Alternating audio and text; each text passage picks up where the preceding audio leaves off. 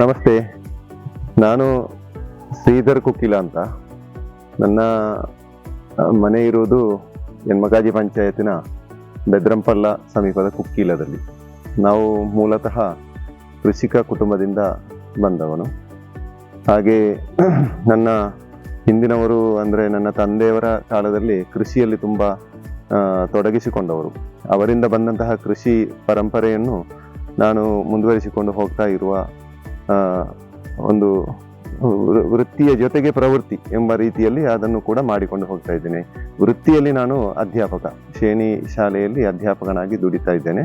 ಅದರ ಜೊತೆಗೆ ನನ್ನ ಹಿಂದಿನಿಂದ ಬಂದಂತಹ ಅಂದರೆ ನನ್ನ ಕುಟುಂಬದಿಂದ ಬಂದಂತಹ ಕೃಷಿ ಭೂಮಿಯನ್ನು ಕೃಷಿ ಮಾಡುವ ಜೊತೆಗೆ ಇನ್ನೂ ಕೂಡ ಸ್ವಲ್ಪ ಅಂದರೆ ನಮಗೆ ಮುಂಚಿನ ಕಾಲದಲ್ಲಿ ಅಡಿಕೆ, ತೆಂಗು ಕೃಷಿ, ಗೇರು ಬೀಜ ಅಲ್ಲದೆ ಬಾಕಿ ಇರುವಂತಹ ಕೃಷಿ ಇರಲಿಲ್ಲ. ಅಂದರೆ ಆಹಾರ ಧಾನ್ಯಗಳನ್ನು ಬೆಳೆಸುವಂತಹ ಕೃಷಿ ನಮ್ಮಲ್ಲಿ ಕಡಿಮೆ ಇತ್ತು. ಇತ್ತೀಚೆಗೆ ನಾನು ಗದ್ದೆಗಳನ್ನೆಲ್ಲ ಖರೀದಿಸಿ ಅದರಲ್ಲಿ ಗದ್ದೆ ಬೇಸಾಯವನ್ನು ಕೂಡ ಮಾಡ್ತಾ ಇದ್ದೇನೆ. ಜೊತೆಗೆ ಅನೇಕ ಬಗೆಯ ತರಕಾರಿ ಇತ್ಯಾದಿಗಳನ್ನು ಕೂಡ ಬೆಳೆಸ್ತಾ ಇದ್ದೇನೆ. ಆ ಮೂಲಕ ಕೃಷಿ ಪರಂಪರೆಯನ್ನು ಉಳಿಸಬೇಕು, ಬೆಳೆಸಬೇಕು ಎಂಬಂತಹ ನಿಟ್ಟಿನಲ್ಲಿ ಅದರಲ್ಲಿ ಒಂದು ಆಸಕ್ತಿ ಬಂದು ಆ ರೀತಿಯಲ್ಲಿ ಅದನ್ನು ಮುಂದುವರಿಸಿಕೊಂಡು ಹೋಗ್ತಾ ಇರುವಂಥದ್ದು ನಾನು. ಹಾಗೆ ಇತ್ತೀಚಿನ ದಿನಗಳಲ್ಲಿ ಏನಿದೆ, ಈ ಕೃಷಿಯಿಂದ ಜನರು ವಿಮುಖರಾಗ್ತಾ ಇದ್ದಾರೆ ಎಂಬಂತಹ ಒಂದು ವ್ಯವಸ್ಥೆ. ಅಂದರೆ ಎಲ್ಲ ಕಡೆಗಳಲ್ಲಿಯೂ ಕೂಡ ನಾವು ಎದುರಿಸುವಂತಹ ಸಮಸ್ಯೆ ಅಂದರೆ ಕಾರ್ಮಿಕರ ಕೊರತೆ, ನುರಿತ ಕಾರ್ಮಿಕರ ಕೊರತೆಯನ್ನು ಎದುರಿಸ್ತಿರುವಂತಹ ಕೃಷಿ ಕ್ಷೇತ್ರ ನಿಜವಾಗಿಯೂ ಸೊರಗಿದೆ. ಆದರೆ ಅದನ್ನು ಅದೇ ರೀತಿ ಬಿಟ್ಟು ಹೋದರೆ ಕೃಷಿ ಸಂಸ್ಕೃತಿ ಎಂಬುದು ಇಲ್ಲದಾಗ್ತದೆ.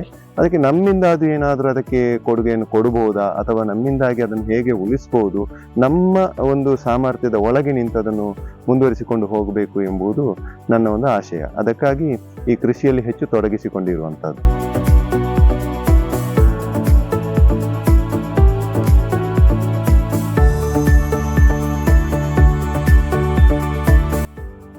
ಇತ್ತೀಚೆಗೆ ಒಂದು 4-5 ವರ್ಷದ ಹಿಂದೆ ನನಗೆ ಸ್ವಲ್ಪ ಈ ಗದ್ದೆ ಬೇಸಾಯವನ್ನು ಕೂಡ ಮಾಡಬೇಕು ಎಂಬಂತಹ ಒಂದು ಆಸಕ್ತಿಯಿಂದ ನಾನು ಸ್ವಲ್ಪ ಗದ್ದೆಯನ್ನು ಖರೀದಿಸಿದೆ. ಅಂದರೆ ಗದ್ದೆ ಅಂದರೆ ಅವರು ಬೇಸಾಯ ಮಾಡದೆ ಹಾಗೆ ಪಾಲು ಬಿಟ್ಟಿರುವಂತಹ ಭೂಮಿಯಾಗಿತ್ತು. ಅದನ್ನು ಕೃಷಿ ಯೋಗ್ಯವಾಗಿ ಮಾಡಬೇಕು ಎಂಬಂಥ ನಿಟ್ಟಿನಲ್ಲಿ ಸಣ್ಣ ರೇಟಿಗೆ ನನಗೆ ಸಿಕ್ಕಿದೆ. ಆದ್ದರಿಂದ ಅದನ್ನು ಆಸಕ್ತಿಯಿಂದ ತಕೊಂಡು ಅದನ್ನು ಇನ್ನೂ ಕೂಡ ಉತ್ತಮಗೊಳಿಸಲಿಕ್ಕೆ ಸಾಧ್ಯವಾಗ್ತದಾ ನೋಡೋಣ ಎಂಬುದಾಗಿ ಅದರಲ್ಲಿ ಕೃಷಿ ಭವನದವರ ಸಪೋರ್ಟ್ ಕೂಡ ಸಿಕ್ಕಿತು. ಹಾಗೆ ಗದ್ದೆ ಬೇಸಾಯವನ್ನು ಮಾಡಿದೆ.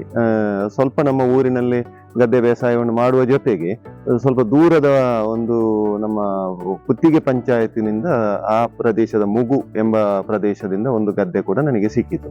ಅದನ್ನು ಅಲ್ಲಿ ಸುಮಾರು 1.25 ಎಕರೆಯಷ್ಟು ಗದ್ದೆ ಇದೆ. ಅದರಲ್ಲಿ ಈಗ ಬೇಸಾಯ ಮಾಡ್ತಾ ಇದ್ದೇನೆ. ಬೇಸಾಯದಲ್ಲಿ ಅಂದರೆ ಈಗ ನೋಡ್ಲಿಕ್ಕೆ ಹೋದರೆ ಲಾಭದ ಲೆಕ್ಕದಲ್ಲಿ ನೋಡಿದರೆ ಲಾಭ ಎಂಬುದು ದೊಡ್ಡ ಮಟ್ಟಿಗೆ ಇಲ್ಲ. ಆದರೆ ಒಂದು ಮಾನಸಿಕ ತೃಪ್ತಿ ಮತ್ತು ನಾವೇ ಬೆಳೆಸಿದಂತಹ ವಸ್ತುವನ್ನು ನಾವೇ ಸೇವಿಸುವಾಗ ಸಿಗುವಂತಹ ಒಂದು ತೃಪ್ತಿ, ಅದು ಅದರಲ್ಲಿ ಸಿಗುವಂತಹ ಒಂದು ಲಾಭ ಅಂತ ಹೇಳ್ಬೋದು.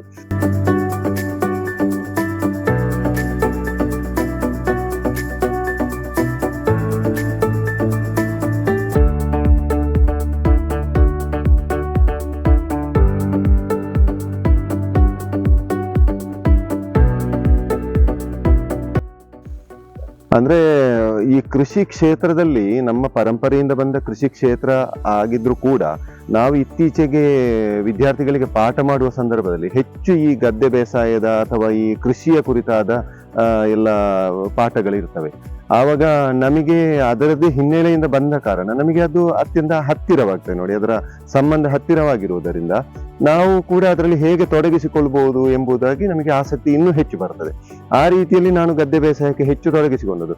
ಆಗ ನಾನು ಪ್ರಾರಂಭದಲ್ಲಿ ಹೇಳಿದ ಹಾಗೆ ಪ್ರಾರಂಭದ ವರ್ಷಗಳು ನನಗೆ ನಷ್ಟ ಅನುಭವಿಸಲಿಕ್ಕೆ ಕಾರಣವಾಯಿತು. ಅಂದ್ರೆ ಅದಕ್ಕೆ ನನಗೆ ಅದರಲ್ಲಿ ಹೆಚ್ಚಿನ ಅರಿವು ಇರಲಿಲ್ಲ. ನಾನು ಇತರರು ಹೇಳಿದ್ದನ್ನು ಕೇಳಿಕೊಂಡು ಗದ್ದೆ ಬೇಸಾಯವನ್ನು ಮುಂದುವರಿಸಿಕೊಂಡು ಹೋದ್ದು. ಹಾಗೆ ಒಂದು 2 ವರ್ಷ ಅದರಲ್ಲಿ ತೊಡಗಿಸಿಕೊಂಡಾಗ ನನಗೆ ಅದರಲ್ಲಿ ಕೆಲವೊಂದು ಅನುಭವಗಳು ಬಂತು. ಹಾಗೆ ನಾವು ಕೂಡ ಸ್ವಲ್ಪ ತೊಡಗಿಸಿಕೊಳ್ಬೇಕು ಅದರಲ್ಲಿ ಕೃಷಿಯಲ್ಲಿ, ಮತ್ತೆ ಆ ಸಮಯಕ್ಕೆ ಹೊಂದಿಕೊಂಡು ಅದರ ಕೆಲಸ ನಿರ್ವಹಣೆ ಮಾಡುವುದರಲ್ಲಿ ಅದನ್ನು ಯಾವ ರೀತಿಯಲ್ಲಿ ನಷ್ಟ ಇಲ್ಲದ ಹಾಗೆ ಹೆಚ್ಚು ಕಾರ್ಮಿಕರ ಅಗತ್ಯ ಇಲ್ಲದಂತೆ ಅದನ್ನು ಕೊಂಡು ಹೋಗಬಹುದು ಅಂತ ನಾನು ತಿಳ್ಕೊಂಡೆ. ಅಂದ್ರೆ ಪ್ರಾರಂಭದಲ್ಲಿ ಅದರಲ್ಲಿ ನೀರಿನ ಲೆವೆಲ್ ಎಲ್ಲ ನೋಡ್ಬೇಕಾಗ್ತದೆ. ಆ ಲೆವೆಲ್ ಸ್ವಲ್ಪ ಕಡಿಮೆ ಆದ್ರೂ ಕೂಡ ಕಳೆ ಗಿಡಗಳು ಬೆಳೆಯುತ್ತವೆ. ಕಳೆ ಗಿಡಗಳು ಬೆಳೆದಾಗ ಅದನ್ನು ಮತ್ತೆ ಕಳೆಯನ್ನು ಕೀಳಲಿಕ್ಕೆ ತುಂಬಾ ಆಳುಗಳ ಕೆಲಸ ಬೇಕಾಗ್ತದೆ. ಅದೆಲ್ಲ ತುಂಬಾ ವೆಚ್ಚದಾಯಕ. ಆಗ ಏನ್ ಮಾಡ್ಬೇಕು, ನಾವು ಅದನ್ನು ನಿರ್ವಹಣೆಯನ್ನು ಕರೆಕ್ಟಾಗಿ ನೋಡಿಕೊಂಡು ಹೋಗ್ತಾ ಇದ್ರೆ ಅದನ್ನು ಹೆಚ್ಚು ಆಳುಗಳಿಲ್ಲದೆ ನಮಗೆ ಮಾಡ್ಲಿಕ್ಕೆ ಸಾಧ್ಯ ಎಂಬುದನ್ನು ಕೂಡ ಕಲ್ತುಕೊಂಡೆ. ಜೊತೆಗೆ ಸಮಯಕ್ಕೆ ಹೊಂದಿಕೊಂಡು ನಾವು ಅದಕ್ಕೆ ಏನು ಔಷಧಿಯನ್ನು, ಅಂದ್ರೆ ಸಾಧ್ಯವಾದಷ್ಟು ನಾನು ಜೈವ ಔಷಧಿಯನ್ನೇ ಸಿಂಪಡಿಸುವುದು ಮತ್ತೆ ಜೈವ ಗೊಬ್ಬರವನ್ನೇ ಬಳಸಿಕೊಳ್ಳುವಂತಹದ್ದು. ಯಾಕಂದ್ರೆ ಬಾಕಿ ಇರುವಂತಹ ವಿಷಯುಕ್ತವಾದ ರಾಸಾಯನಿಕಗಳನ್ನು ಬಳಸಿಕೊಂಡು ನಮ್ಮ ಆಹಾರದಲ್ಲಿ ನಾವೇ ವಿಷವನ್ನು ಬೆರೆಸಿ ತಿನ್ನುವುದು ಬೇಡ ಎಂಬಂತಹ ಉದ್ದೇಶದಿಂದ ಸಾಧ್ಯ ಇರುವಷ್ಟು ಅದನ್ನೇ ಪ್ರಯೋಗಿಸ್ತಾ ಇದ್ದೇನೆ. ಹಾಗೆ ಬರುವಾಗ ನಮಗೆ ಈ ಕಾರ್ಮಿಕರು ಸ್ವಲ್ಪ ನಾವೇ ಜೊತೆಗೆ ಸೇರಿಕೊಂಡು ನನಗೆ ಸ್ವತಃ ದುಡಿಲಿಕ್ಕೆ ಏನು ಅಡ್ಡಿ ಇಲ್ಲ, ನಾನು ದುಡಿತೇನೆ, ಬೇಕಾದಷ್ಟು ನನಗೆ ಕೆಲಸ ಮಾಡ್ಲಿಕ್ಕೂ ನನಗೆ ಎಷ್ಟು ಸಾಮರ್ಥ್ಯ ಇದೆ ಆ ಸಾಮರ್ಥ್ಯವನ್ನು ನಾನು ಸಂಪೂರ್ಣ ಅದಕ್ಕೆ ವಿನಿಯೋಗಿಸಿಕೊಂಡು ಕೆಲಸ ಮಾಡ್ತೇನೆ. ಮಾಡುವ ಕಾರಣ ನನಗೆ ಸ್ವಲ್ಪ ಅದನ್ನು ಇತ್ತೀಚೆಗೆ ನನಗೆ ಅದನ್ನು ಒಂದು ಸರಿದೂಗಿಸಿಕೊಂಡು ಹೋಗ್ಲಿಕ್ಕೆ, ಅಂದ್ರೆ ಖರ್ಚು ಮತ್ತು ವೆಚ್ಚವನ್ನು ಸರಿದೂಗಿಸಿಕೊಂಡು ಹೋಗ್ಲಿಕ್ಕೆ, ಖರ್ಚು ಮತ್ತು ಆದಾಯವನ್ನು ಸರಿದೂಗಿಸಿಕೊಂಡು ಹೋಗ್ಲಿಕ್ಕೆ ಸಾಧ್ಯವಾಗ್ತಾ ಉಂಟು.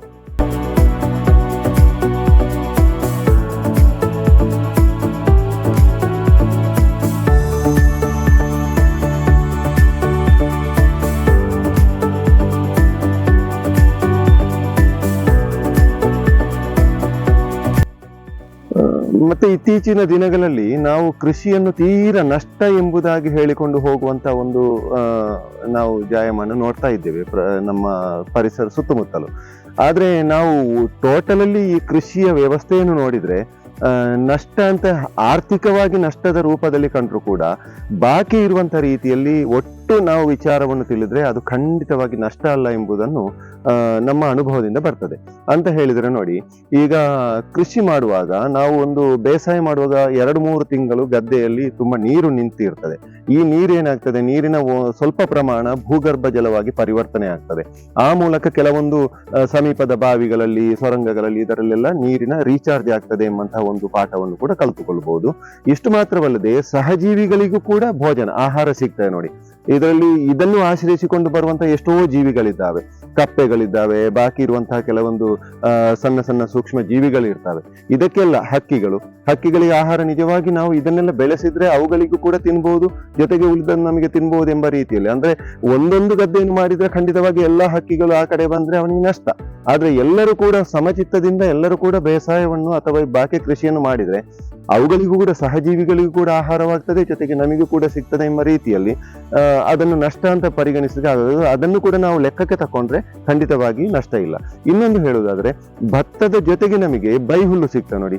ನಮ್ಮಲ್ಲಿ ಜಾನುವಾರು ಸಾಕಣೆ ಕೂಡ ಒಂದು 10-20 ಜಾನುವಾರುಗಳನ್ನು ಕೂಡ ನಾನು ಸಾಕ್ತಾ ಇದ್ದೇನೆ, ನಮ್ಮ ಮನೆಯಲ್ಲಿ ಸಾಕಾಣಿಕೆ ಉಂಟು. ಅದರಿಂದ ಅವುಗಳಿಗೆ ಬೇಕಾದ ಆಹಾರ ಅಂದ್ರೆ ಬೈಹುಲ್ಲು ಸಿಗ್ತದೆ. ಜೊತೆಗೆ ಈ ಬೇಸಾಯ ಮುಗಿದ ನಂತರ ಅದರಲ್ಲಿ ತರಕಾರಿಯನ್ನು ಕೂಡ ಮಾಡ್ತೇವೆ. ಅಂದ್ರೆ ತರಕಾರಿ ಮಾಡುವಾಗ ನನಗೆ ಅದಕ್ಕೆ ತೊಡಗಿಸಿಕೊಳ್ಳಿಕ್ಕೆ ಆಗುದಿಲ್ಲ, ಶಾಲೆಯನ್ನು ಕೂಡ ಸಮದೂಗಿಸಿಕೊಂಡು ಹೋಗ್ಲಿಕ್ಕೆ ಕಷ್ಟ ಆಗ್ತದೆ. ಆಗ ನಮಗೆ ನಮ್ಮ ಹಿತೈಷಿಗಳಲ್ಲಿ ಕೆಲವು ವ್ಯಕ್ತಿಗಳು ಇದ್ದಾರೆ ಕೃಷಿಯಲ್ಲಿ ಆಸಕ್ತಿ ಇರುವವರು, ಅವರಿಗೆ ನಾನು ಹೀಗೆ ಆ ಗದ್ದೆಯನ್ನು ಬಿಟ್ಟು ಕೊಡ್ತೇನೆ. ಅವರು ಕೃಷಿಯನ್ನು ಮಾಡ್ತಾರೆ, ಜೊತೆಗೆ ನಮಗೆ ಬೇಕಾದ ತರಕಾರಿಯನ್ನೆಲ್ಲ ಕೊಡ್ತಾರೆ. ಜೊತೆಗೆ ಊರಿನಲ್ಲಿ ಏನಾದರೂ ಕಾರ್ಯಕ್ರಮಗಳಿದ್ರೆ, ದೇವಸ್ಥಾನಗಳಿಗೆ ಇತ್ಯಾದಿಗಳಿಗಿದ್ರೆ ನಮ್ಮ ಮುಖಾಂತರ ಅವರು ತರಕಾರಿಯನ್ನೆಲ್ಲ ಕೊಡುವಂತದ್ದು. ಹೀಗೆ 4 ಜನರಿಗೆ ಹಂಚಿ ತಿನ್ನುವಾಗ ಮತ್ತು 4 ಸಹಜೀವಿಗಳಿಗೆಲ್ಲ ಕೊಟ್ಟು ತಿನ್ನುವಾಗ ಸಿಗುವಂತ ಒಂದು ಆ ತೃಪ್ತಿ ಏನಿದೆ, ಆ ತೃಪ್ತಿಯೇ ದೊಡ್ಡ ಲಾಭ. ಆದ್ದರಿಂದ ಇತ್ತೀಚಿನ ದಿನಗಳಲ್ಲಿ ನಾವು ಈ ಕೃಷಿಯು ನಷ್ಟದಾಯಕ ಎಂಬುದಾಗಿ ಹೇಳಿ ಅದರಿಂದ ವಿಮುಖರಾಗದೆ ಅದರ ಕಡೆಗೆ ನಾವು ಹೆಚ್ಚಿನ ಒಂದು ಆಸಕ್ತಿ ತೋರಿ ಅದನ್ನು ಮಾಡಿಕೊಂಡು ಹೋದ್ರೆ 1 ವರ್ಷ ನಷ್ಟ ಆದ್ರೂ ಕೂಡ ಮತ್ತಿನ ವರ್ಷ ಅದು ಲಾಭದಲ್ಲಿ ಕೊಂಡು ಹೋಗ್ಬೋದು ಎಂಬುದು ನನ್ನ ಒಂದು ಅನುಭವದ ನಾನು ತಿಳ್ಕೊಂಡಂತಹ ಅನುಭವದ ನನ್ನ ಮಾತು.